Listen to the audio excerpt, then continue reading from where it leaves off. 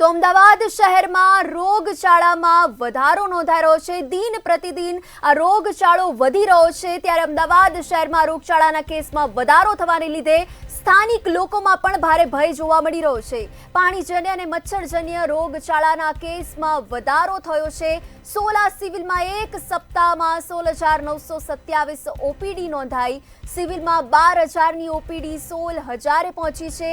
હાલ અમદાવાદ શહેરમાં રોગચાળો ફાટી નીકળ્યો છે।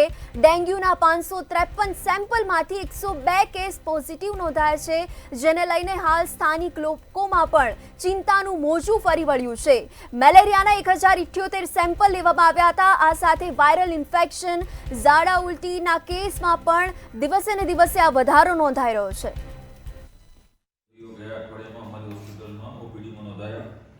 દાખલ દર્દી 1458 દર્દી ગયા અઠવાડિયામાં નોંધાયા અને જુદા જુદા ડિઝીઝની વાત કરીએ તો ડેન્ગ્યુમાં લગભગ અમારી હોસ્પિટલમાં ગયા અઠવાડિયામાં 594 એટલે લગભગ 600 દર્દીના લોહીના નમૂના ગયા અઠવાડિયામાં લેવામાં આવ્યા। તેમાંથી 102 દર્દીના ડેન્ગ્યુના રિપોર્ટ પોઝિટિવ આવ્યા તથા મેલેરિયાના 642 દર્દીના લોહીના નમૂના લેવામાં આવ્યા। તેમાંથી 25 દર્દીના રિપોર્ટ પોઝિટિવ હતા તથા ચિકનગુનિયાના 16 દર્દીના લોહીના નમૂના ગયા અઠવાડિયામાં લેવામાં આવ્યા અને ડાયરિયાના 16 શંકાસ્પદ કેસ તથા વાયરલ હેપેટાઇટિસના 20 અને વાયરલ હેપેટાઇટિસના 2 અને ટાઇફોઇડના 17 આમ જુદા જુદા આંકડા જુદા જુદા રોગના ગયા અઠવાડિયાના અમારી હોસ્પિટલમાં આ રીતે નોંધાયા। સાહેબ, ઓપીડીમાં વધારો થયો છે? જી, ઓપીડીમાં લગભગ આગળના અઠવાડિયાની સરખામણી કરીએ તો આગળના અઠવાડિયામાં લગભગ 12,824 દર્દી નોંધાયા હતા અને આ વખતના અઠવાડિયામાં લગભગ 16,927 એટલે લગભગ 4,000 થી 4,000 દર્દીનો આ અઠવાડિયામાં નોંધપાત્ર વધારો થયો છે। બાળકોની સ્થિતિ શું છે?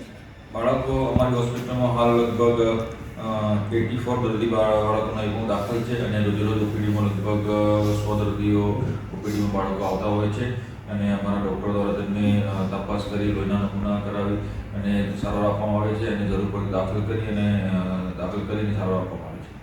સર, પાણીજન્ય મચ્છરજન્ય રોગચાળો વધી રહ્યો છે, તો બાળકોમાં પણ આ જ પ્રકારે ફરિયાદ જોવા મળી રહી છે, તાવની સાથે ઉધરસ? જી હા, અત્યારે વરસાદની સિઝનના કારણે ડેન્ગ્યુ મેલેરિયાના કેસીસ વધી ગયા છે અને બાળકોમાં તાવ, શરદી, ઉધરસ, ચક્કર આવવું, માથું દુખવું